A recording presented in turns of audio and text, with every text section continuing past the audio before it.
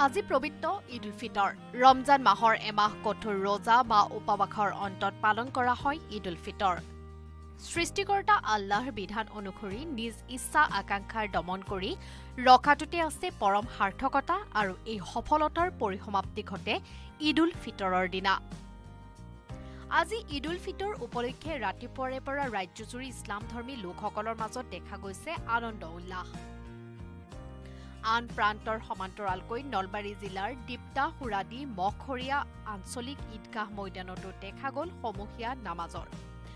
একেলগে 10 সহস্ৰাধিক লোকে আদায় কৰিলে সমূহীয়া নামাজ। নামাজ আদায় কৰাৰ লগতে বিশ্ব শান্তিৰ বাবে কৰা হয় দোৱা। সমূহীয়া নামাজত ইমামতি কৰে হজৰত নুৰ আলম শইকীয়া চাহাবে।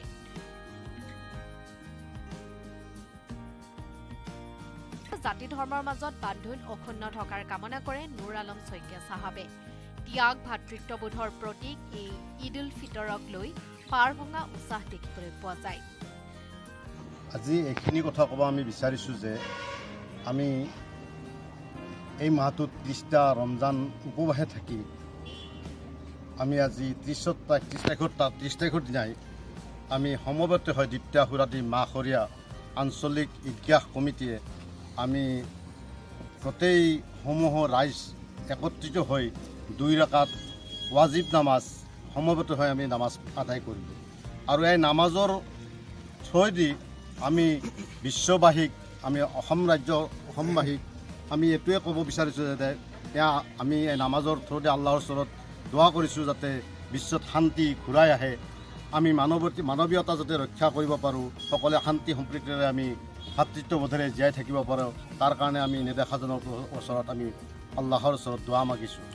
আমাৰ আজি এই ঈদগাহ মাঠত প্ৰায় 10,000 মানুহ সমবেত হৈছে, একত্ৰিত হৈ নামাজ পঢ়িছোঁ। আৰু সকলোৰে উদ্দেশ্য এইটোৱে যে বিশ্বত শান্তি ঘূৰি আহক, ভাতৃত্ববোধ হওক, সকলোৱে সমজীৱন যাপন কৰিবৰ কাৰণে আল্লাহৰ ওচৰত দোৱা মাগিছোঁ।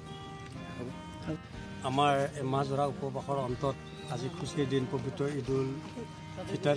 এই ঈদ উল ফিতৰৰ 2 ৰাকাত ৱাজিব নামাজ আমি হজৰত মৌলানা নুৰ আলম শইকীয়া চাহাবৰ ইমামতিত্বত ইয়াত সমৰ্পণ কৰিলোঁ। আমি 3খন গাঁৱৰ ৰাইজে ইয়াত ঈদৰ নামাজ পঢ়োঁ। এইখন ঈদগাহ ময়দান।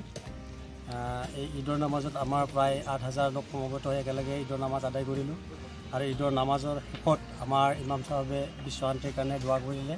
আৰু এই চেগতে আমি দীপ্তা সুৰাদি মাখৰীয়া আঞ্চলিক ঈদগাহ ময়দান সমিতিৰ তৰফৰ পৰা আজি ঈদ উল ফিতৰ উপলক্ষে সমগ্ৰ অসমবাসী ৰাইজক লগতে বিভিন্ন ধৰ্মাৱলম্বী লোকসকলক আমি ঈদৰ শুভেচ্ছা জনাইছোঁ আৰু বিশ্ব শান্তিৰ কাৰণে দোৱা কৰিছোঁ।